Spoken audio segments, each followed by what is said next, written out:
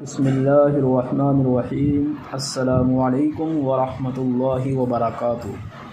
الحمدللہ آج ہمارا اردو زبان کی چوتھی کتاب کا 43واں سبق شروع ہو رہا ہے۔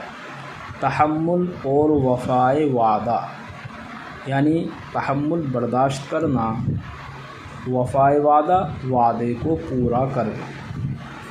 ایک بار سلطان فیروز تغلق نے بنگلہ پر فوج کشی کی تھی۔ اس مہم میں اس کا بیٹا فتح خاں بھی ہم رکاب تھا۔ اگرچہ شہزادہ صغیر سن تھا مگر اور بچوں کی طرح اس کو لہو و لعب کا شوق بالکل نہ تھا۔ صبح سے دوپہر تک اور شام سے پہر رات گئے تک نوشت و خوان میں مصروف رہتا۔ مجلس داری اور سواری کے اوقات میں جو امور پیش آتے ان کو اس خوبی سے فیصل کرتا کہ بڑے بڑے ذی عقل و سن رسیدہ حیران رہ جاتے۔ ایک روز نیند کا غلبہ ہوا، مکتب سے اٹھ محل خاص کو چلا۔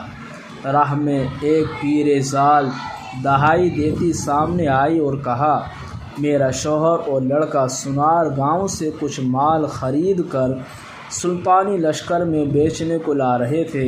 یکایک ڈاکو ٹوٹ پڑے اور سب مال و متاع لوٹ لیا۔ جب وہ مصیبت کے مارے لٹ پٹ کر شاہی لشکر کے قریب پہنچے ہیں تو سپاہیوں نے جاسوسی کے شبہ میں گرفتار کر لیا۔ اب یہ بے کس بے وارثی بڑھیا داد خواہی کے لیے تیرے پاس آئی ہے۔ نیک بخت شہزادہ تو بڑھیا کا دردناک ماجرا سن کر بہت اڑا اور بولا، اچھا مائی، اگر سچی ہے تو دو گواہ لا جو تیرے بیان کی تصدیق کریں۔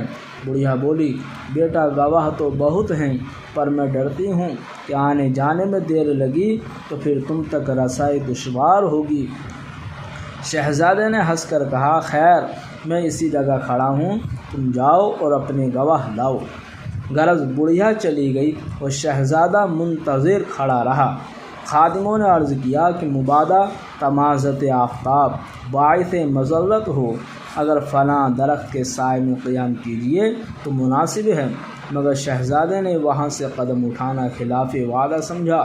دھوپ کی سختی کو برداشت کیا اور وہیں کھڑے کھڑے بڑھیا کے گواہوں کا بیان سنا، اور جب یقین ہو گیا کہ بڑھیا سچی ہے تو اس کو ساتھ لے کر باپ کے پاس گیا، لیکن بادشاہ سوتا تھا، اس لیے شہزادے کو اس وقت تک انتظار کرنا پڑا جب تک کہ وہ بیدار ہو، اور کیفیت واقعہ سن کر ان دونوں کی رہائی کا حکم دیا۔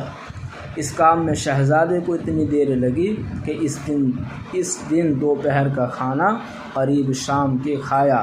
اگر وہ صبر و تحمل کے ساتھ اس تکلیف کو گوارا نہ کرتا تو وہ لازوال خوشی جو ایک مظلوم کی داد رسی سے حاصل ہوئی کھانے اور سونے سے ہرگز نصیب نہ ہوتی۔